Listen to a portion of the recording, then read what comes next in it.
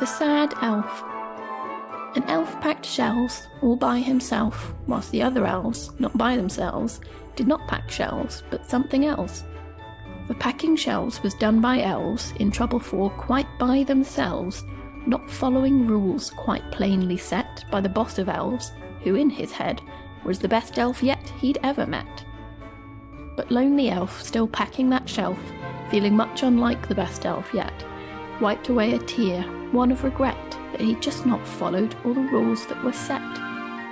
He had wanted so to plainly see, by journeying out on Christmas Eve, one present cause a child's heart glee, as it tore the wrapping, singing glory be.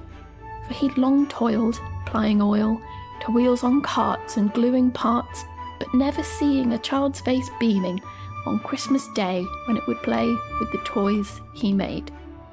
So he had crept and he had sneaked into the sack which kept the treats, the sack which Santa took with him as he rode across the bright moonbeams on Christmas Eve, when all believe in magic and the big red man, who through the year makes his big plan to bring delight. So, by firelight, happiness blooms and all hearts are light. "Stop packing shelves," a voice then boomed, quite loud enough to fill the room. And at the door stood Santa still, his hands on hips, with a smile that thrilled. The sad young elf then left his shelf, and over to Santa he took himself. "Well now, young elf," old Santa said, "I hear an idea has crept in your head to see the world, to see its children, to see their glee in the toys you're building.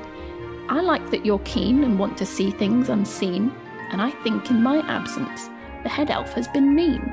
So come with me now to my fireplace. We will share mince pies, and on this Christmas Day we will fly one more time. You will see children play, see them ride on their bikes, see them play with their trucks, see how much they're liked, see eyes bright with delight, see the smiles on the faces of the young and the old, hear the joy in their voices as crisp as the cold." The elf, he then smiled and leapt in the air. "This is the best Christmas ever, the best, I declare." Later that day, above the bright shining snow, flew again all the reindeer, the elf and Santa in tow. They flew in a cloud so they were not seen. Peering down to the ground, the elf lived out his dream.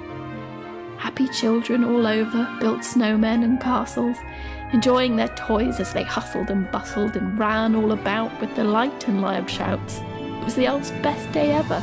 Yes, the best, there's no doubt.